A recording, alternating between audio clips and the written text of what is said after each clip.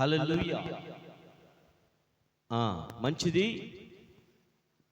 చేరువచ్చిన మీ అందరికీ ప్రభువైన యేసుక్రీస్తు నామములో వందనాలు. దూరాన సమీపాన వింటున్న వారితో వందనాలు. అలాగే చూస్తూ వింటున్న యూట్యూబర్స్ కూడా నా హృదయపూర్వక వందనాలు. దయచేసి యూట్యూబ్లో వినండి, సబ్స్క్రైబ్ చేయండి, లైక్ చేయండి. దేవుడి మిమ్మల్ని దీవించునుగా. ఆమేన్. మంచిది. ఈ సమయంలో కొద్ది నిమిషాలు ఈ యొక్క ఉపవాస కూడికలో దేవుని యొక్క మాటలు మనం ధ్యానం చేద్దాం. యోహాను సువార్త 16వ అధ్యాయం 33వ వచనం చదువుకుందాం. చదువు. నా యందు మీకు సమాధానం కలుగునట్లు ఈ మాటలు మీతో చెప్పుతున్నాను. లోకంలో మీకు శ్రమ కలుగును, అయినను ధైర్యం తెచ్చుకొనుడి. నేను లోకమును జయించి ఉన్నాను. చాలు. Thank you. చిన్న ప్రార్థన మరలా చదువుదు. చిన్న ప్రార్థన. ప్రేమ కలిగిన తండ్రి, అయ్యా నీ మాటలు నేను ధ్యానం చేయబోతున్నాం. అల్పుని నన్ను సిరులు చాటును భద్రపరుచుకో. నా నోరు నీ బోరుగా వాడుకో. దూరాన సమీపన వింటున్న వారితో, చేరువచ్చిన వారు వింటున్న వారితో, యూట్యూబ్లో చూస్తూ వింటున్న వారితో నీ వాక్యము ద్వారా వాళ్ళందరూ పట్టబడటకు నీ కృప దాయిచ్చేయమని యేసు నామములో అడిగి వేడుకుంటున్నాం తండ్రి. ఆమేన్. మరొకసారి మాట మనం చదువుకోగలిగితే చదువు. నా యందు మీకు సమాధానము కలుగును, నా యందు మీకు సమాధానము కలుగునట్లు ఈ మాటలు మీతో చెప్పుచున్నాను. లోకములో మీకు శ్రమ కలుగును, అయినను ధైర్యం తెచ్చుకొనుడి. నేను లోకమును జయించి ఉన్నాను. చాలు. ప్రియమైన దేవుని ప్రియబిడ్డలారా, ఈ మాటలు మనం చాలా జాగ్రత్తగా ఆలకించగలిగితే, దేవుడు ఈ మాటతో నీతో సూటిగా మాట్లాడుతున్నాడు. ఈ మాట నిజంగా దేవుడు నాతో మాట్లాడుతున్నాడని నువ్వు తీసుకోగలిగితే, గ్రహించగలిగితే, వినగలిగితే దేవుడు నీతో మాట్లాడతాడు. ఏమనంటే చూడండి, యోహాను సువార్త 16వ అధ్యాయం 33వ వచనంలో మనం చదువుకున్నట్లుగా, నా యందు మీకు సమాధానము కలుగునట్లు, నా యందు మీకు సమాధానము కలుగునట్లు. చూడండి ఎంత మాట. నా యందు మీకు సమాధానము కలుగునట్లు అంటే నేను మీకు సమాధానాన్ని ఇస్తాను. ఈ లోకంలో నీకు సమాధానం ఇవ్వగలిగినటువంటి వ్యక్తులు ఈ భూమి మీద ఎవరైనా ఉన్నారా? ప్రశ్నించుకుంటే నీకు ఎవరు దొరకరు సమాధానపరచగలిగినటువంటి వారు. నిన్ను ఈ భూమి మీద నువ్వెంత దూరం ప్రయాణం చేసినా నిన్ను సమాధానపరచగలిగినటువంటి వ్యక్తులు అంటూ ఉన్నారంటే ఎవరు లేరు. కానీ దేవుని వాక్యం సెలవిస్తుంది. మత్తయి సువార్త 5వ అధ్యాయము 9వ వచనంలో, మేబీ 10వ వచనంలో చూడండి, 9 కానీ 10 కానీ, మత్తయి సువార్త 5వ అధ్యాయము 9, 10 వచనాల్లో చూడ. అక్కడ ఏముందంటే, సమాధానపరచువారు దేవుని కుమారులు అనబడును. హల్లెలూయా. సమాధానపరచువారు దేవుని కుమారులు. దేవుని సేవకుడు తప్ప నిన్ను సమాధానపరచగలిగినటువంటి వ్యక్తి మరెవరు నీకు ఉండరండి. ఒక దేవుని సేవకుడు, ఒక దేవుని కుమారుడు నీకు సమాధానపరచగలడు. పిల్లారా, ప్రభువైన యేసుక్రీస్తు ప్రభువారు నీకు తెలియపరుస్తున్నటువంటి ఏంటంటే, నా యందు నీకు సమాధానము కలుగునట్లు. అంటే ఇంతకుముందు నీకేం లేనట్టు? సమాధానము లేనట్టే. సమాధానం లేదు నీకు. 32వ వచనం చూసుకోగలిగితే చూడు, ఇదిగో మీలో ప్రతివాడును ఎవని ఇంటికి వాడు చెదిరిపోయి నన్ను ఒంటరిగా విడిచిపెట్టి గడియ వచ్చి ఉన్నది. వచ్చుచున్నది కాదు, వచ్చి ఉన్నది. ఇక్కడ మాట మరొకసారి చూసుకొస్తే, ఇదిగో మీలో ప్రతి వాడును ఎవని ఇంటికి వాడు చెదిరిపోయి నన్ను ఒంటరిగా విడిచిపెట్టు గడియా వచ్చుచున్నది, వచ్చి ఉన్నది. చూడు, మీలోంట ఎవడికి వాడు, మీలో ఎవరికి వాళ్ళు వారి ఇంటికి వెళ్ళిపోతారు. కానీ ప్రభువుని ఒక్కడే విడిచిపెట్టి వెళ్ళిపోతారు. చూడండి, ఈ మాట మనం ధ్యానం చేసుకోగలిగితే విడిచిపెట్టి వెళ్ళిపోవటం అంటే 10 మంది కుష్ఠరోగులు 10 మంది కుష్ఠరోగులు పిల్లరా చాలా బాధతో, చాలా వేదనతో గ్రామము నుండి వెలివేయబడ్డారు, కుటుంబాల నుండి వెలివేయబడ్డారు, అన్నదమ్ముల నుండి వెలివేయబడ్డారు, తల్లిదండ్రుల నుండి వెలివేయబడ్డారు, తోబుట్టుల నుండి వెలివేయబడ్డారు. గ్రామము బయట సమాధుల్లో వారు ఉంటున్నారు పిల్లరా.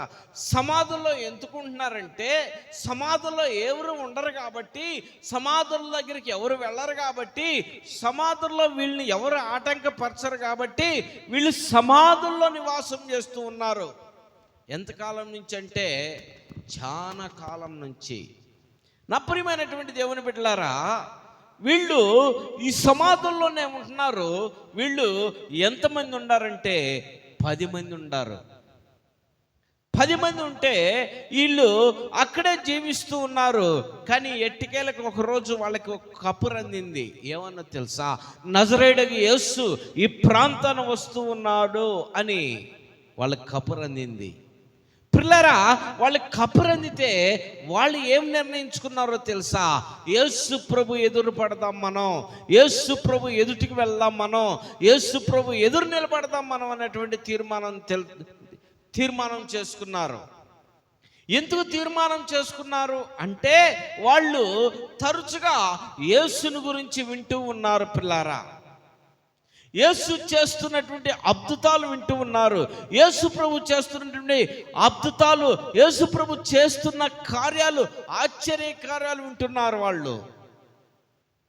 యేసు ప్రభు చేసిన అద్భుతాలు అట్టా ఎట్ట కాదు. మొదటి అద్భుతం ఏంటో తెలుసా? కానాను ఒక వివాహముకి వెళ్ళాడు. ఆ వివాహములో ఇంచుమించు 2000 మంది ఆ వివాహంలో పాల్గొంటే, ఆ వివాహం ప్రధాని అంట ద్రాక్షారసాన్ని సిద్ధపరిచాడంట ఆ విందుకు వచ్చినటువంటి వారందరికీ. సరే, ద్రాక్షారసము సిద్ధపాటు చేస్తూ అందరికీ వడ్డిస్తూ ఉన్నారు. సడన్గా ద్రాక్షారసం మొత్తం అయిపోయింది. కారణం ఏంటి? జనసమూహం ఎక్కువ వచ్చారు. అలాగే ద్రాక్షారసం బహుగా రుచికరంగా ఉంది, తెగ తాగుతూ ఉన్నారు. అయితే ఈ ద్రాక్షారసం దయచేసి వేరుగా అనుకోవద్దండి, ఆల్కహాల్ కాదు, ద్రాక్షారసం. మనం కూడా ఇక్కడ కొన్ని కళ్యాణ మండపాలకి సమ్మర్ టైంలో వెళ్తే మనకు కూడా వెల్కమ్ ద్రాక్షారసం ఇస్తారు. కొంతమంది జ్యూస్ ఇస్తారు, కొంతమంది బాదం పాలు ఇస్తారు. ఇట్లా ఆ వివాహ విందులో కూడా ద్రాక్షారసాన్ని ఇచ్చినప్పుడు ద్రాక్షారసం అయిపోయింది. అయితే యేసు ప్రభు వారి అమ్మ మరియ గారికి తెలిసిన విషయం. అమ్మ యేసు ప్రభుని పిలిచి, నాయనా ఇక్కడ ద్రాక్షారసం అయిపోయిందంట చూడయ్యా అంది. యేసు ప్రభు అన్నాడు అమ్మతో, అమ్మా నా గడియ ఇంకా రాలేదు, నువ్వు వెళ్ళిపోమ్మా అన్నాడు. సరే, ఆమె ఆ పనివారిని పిలిచి, ఆయన మీతో చెప్పింది చేయుడి. ఏం చెప్పింది తల్లి? ఆయన మీతో చెప్పింది చేయుడి, అంతే. ఏం మాట్లాడలేదు, ఇంకేమి చెప్పలేదు. సరే, ఆ ద్రాక్షరసం అట్టానే చూస్తూ ఉంటే అయిపోయింది. ఆ వడ్డించేవారు వచ్చి ఆ ప్రభుని అడిగారు, అయ్యా అయిపోయింది. సరే, ఆయన అక్కడికి వెళ్ళలేదు. ఆ ద్రాక్షారసం ఎక్కడుందో, ఎక్కడి నుంచి పోస్తున్నారో, ఎక్కడి నుంచి తెచ్చి ఎక్కడి నుంచి వడ్డిస్తున్నారో యేసు ప్రభు అక్కడికి వెళ్ళలేదు. వెళ్ళకుండానే ఆయన ఏం చెప్పాడు తెలుసా? మీరు ఎక్కడ నింపుతున్నారు, ఎక్కడ పోస్తున్నారు, ఎక్కడి నుంచి తెచ్చి పోస్తున్నారు అని అడిగితే, అయ్యా ఇదిగో రాతి బాణంలో నుంచి తెచ్చి పోస్తున్నాము. అయిపోయిందా? అయిపోయింది. అయితే పని చేయండి, నీళ్లు దొరికితే ఎక్కడ? దొరుకుతాయి అయ్యా. అయితే వెళ్ళి ఆ రాతి బాణలో ఆ నీళ్లతో నింపు అని చెప్పాడు పిల్లారా. ఈ రాతి బాణతో ఆ నీళ్లు నింపు అని చెప్పినప్పుడు ఆ రాతి బాణలో మొత్తం ఆ పనివారు వెళ్ళి నీళ్లు నింపారు. ఈ నీళ్లు నింపేటప్పుడు కూడా వాళ్ళు ఏమనుకున్నారంటే గొనుక్కున్నారు. ఏమనుకున్నారు? నొసుక్కున్నారు, గొనుక్కున్నారు. ఏందయ్యా ఈయనకి ఏం పని పాటలేదు, ద్రాక్షారసం అయిపోతే నీళ్లు నింపమంటున్నాడు ఏంది? నీళ్లు నింపితే ద్రాక్షారసం అయిద్దా? ఎంతమందిని చూడలేదు మనం. ఈయనేంది కొత్తగా ఈ విషయాలు చెబుతున్నాడు మనకి, ఎన్ని చోట్ల మనం వడ్డిచ్చేవాళ్ళం, మనకి ఏం తెలీదు, ఈయనేంది ఈ పని మన చేత చేపిస్తున్నాడని ఇసుక్కుంటా నొసుక్కుంటా గొనుక్కుంటా వాళ్ళు నీళ్లు నింపారు పిల్లరా. నింపామయ్యా, నింపారా, అయితే పని చేయండి, వడ్డీయండి అన్నాడు. అంతే, వడ్డీయండి అన్నప్పుడు వెంటనే వాళ్ళు తిట్టుకుంటానే ఆ బాణంలోకి వాళ్ళు ఏదైతే కూజ జగ్గు పెట్టి ఇట్ట ముంచుకొని ఇట్లా లేపారో వెంటనే ఏం జరిగింది, పోసేటప్పుడు అది ఎర్రగా మారిపోయింది, ద్రాక్షారసం అయిపోయింది. పిల్లారా చెప్పండి హల్లెలూయా. హల్లెలూయా అంటారు అనుకున్నాను. హల్లెలూయా అనండి, దేవుణ్ణి స్తుతించండి. హల్లెలూయా. ఆ వడ్డిస్తున్నప్పుడు ఇదిగో ఈ వైట్గా ఉన్న నీళ్లు ఈ కూజాల నుండి పోస్తున్నటువంటి గ్లాసుల్లో పోస్తుంటే, లేక వాళ్ళకు ఇచ్చినటువంటి పాత్రలు ఎట్ట పోస్తుంటే రెడ్డిష్ వచ్చేసింది, ఎర్రగా. వాళ్ళు ఇచ్చినటువంటి వారు తాగుతూ ఉన్నారు. తాగుతుంటే బహు రుచికరంగా ఉన్నది. మొదట పోసిన దానికంటే ఇది బహు రుచికరంగా ఉన్నది. వాళ్ళు వచ్చి అంటున్నారు, ఏమయ్యా విందు ప్రధానితో అన్నారు, ఏమయ్యా ఎవరైనా సరే మొదట మంచిది పోస్తారా,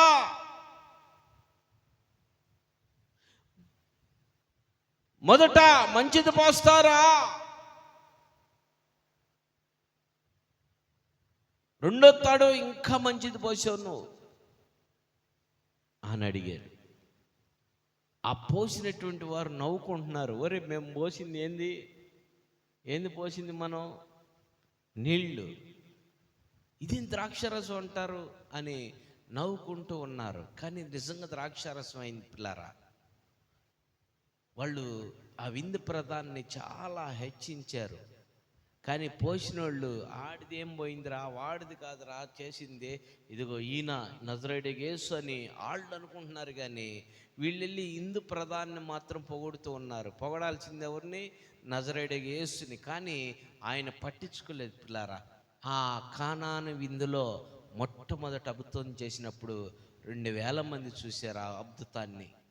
ఈరోజు నువ్వు నేను కూడా దాన్ని వింటున్నాం. దాన్ని వింటూ ఈ 10 మంది కుష్ఠరోగులు విన్నారు, వాళ్ళు చూడలేదో. అర్థమైందా నాయనా, అర్థమైందా? 10 మంది కుష్ఠరోగులు విన్నారు ఆ సంగతి, కానీ చూడలేదు. ఈరోజు నువ్వు నేను కూడా అది విన్నాం, చూసామా? చూడలేం, మనం కూడా వింటున్నాం. కానీ ఈ 10 మంది కుష్ఠరోగులకి ఏం కలిగింది తెలుసా? విశ్వాసం కలిగింది. అంటే యేసు ప్రభు ఎదుటి వెళ్తే, యేసు ప్రభు దగ్గరికి వెళ్తే, యేసు ప్రభుని మనం పట్టుకుంటే, యేసు ప్రభుతో మనం మాట్లాడితే మనం స్వస్థత పడతాం అనుకున్నారు వాళ్ళు పిల్లరా. అంటే మనల్ని కూడా స్వస్థత పరుస్తారనే విశ్వాసం వాళ్ళకి కలిగింది. కానా వివాహంలో చేసిన అద్భుతాల గురించి విన్నారు, అంతే. వాళ్ళు చూడల పాపం. విన్నటువంటి వారికి విశ్వాసం కలిగింది. ఈరోజు నా ప్రియమైన దేవుని బిడ్డ, నువ్వు వింటున్నటువంటి మాటలు నీ జీవితంలో కూడా విశ్వాసంతో నింపబడాలా.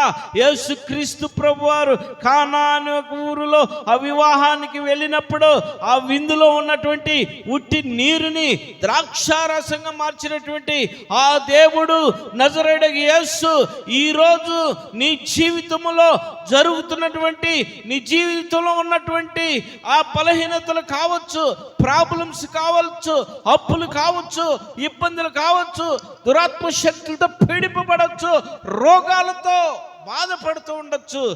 నజరేయుడైన యేసుని గురించి నువ్వు వినగలిగితే, ఈ రాత్రి నీకు విశ్వాసం కలిగితే, 10 మంది కుష్ఠరోగులు ఏ రీతిలో అయితే ఆ యేసుని ఎదుర్కొన్నారో, ఈ రోజు నువ్వు కూడా ఈ వాక్యాన్ని నీ హృదయంలో చేర్చుకోగలిగితే నీకు కూడా విడుదల కలిగిద్ది. నువ్వు కూడా నెమ్మది పడతావు, నీకు కూడా సమాధానం కలిగిద్ది. మన అంశం ఎంతో తెలుసా? సమాధానం. సమాధానం సమాధానం కలిగిద్ది నీకు. నువ్వు సమాధానం పొందాలనుకుంటున్నావా? సమాధానం నీకు ఎక్కడ దొరకదో. సమాధానం నువ్వు ఏ ఈ భూలోకంలో ఏ దేశం వెళ్ళినా కానీ, ఎందరి దగ్గరికి వెళ్ళినా కానీ, ఎంత డబ్బు ఖర్చు పెట్టినా కానీ నీకు సమాధానం దొరకదు. మరి సమాధానం ఎలా దొరికిద్దో తెలుసా? యేసు దగ్గరికి వస్తేనే సమాధానం. హల్లెలూయా, హల్లెలూయా. యేసు దగ్గరికి వస్తేనే సమాధానం. ఈ 10 మంది కుష్ఠరోగులు వచ్చారు. వీళ్ళు సమాధానం లేకుండా సమాధుల్లో వాళ్ళు కాపురం చేశారు. అనగా సమాధుల్లో వాళ్ళు రాత్రింపగలు ఉండిపోయారు. సొంత ఇంటికి రానిలేదు, తల్లిదండ్రులు రానిలేదు, అన్నదమ్ములు రానిలేదు, తోబుట్టువులు రానిలేదు, సరే గ్రామస్తులు కూడా రానిలేదు. కానీ ఒకరోజు యేసు అటు వస్తున్నాడన్న మాట విన్నారు.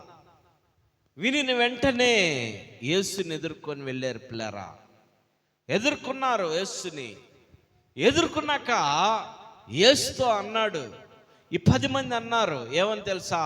అయ్యా, నజరేయుడైన యేసు బోధకుడా, మమ్మల్ని కూడా స్వస్థతపరచయ్యా, మమ్మల్ని కూడా స్వస్థతపరచయ్యా, మమ్మల్ని కూడా స్వస్థతపరచయ్యా. నజరేయుడైన యేసు, మమ్మల్ని కూడా స్వస్థతపరచయ్యా.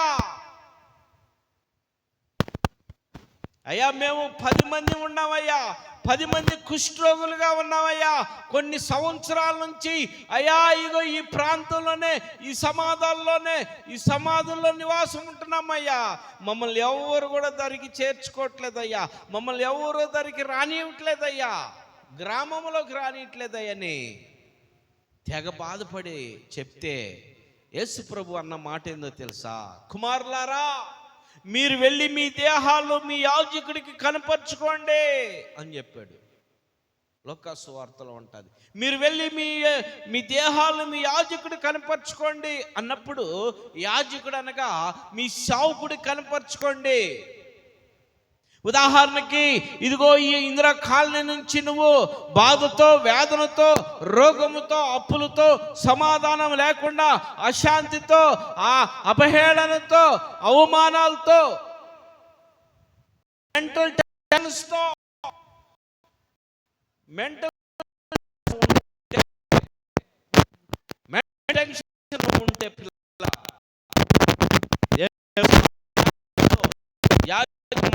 వినపం ఉంటే,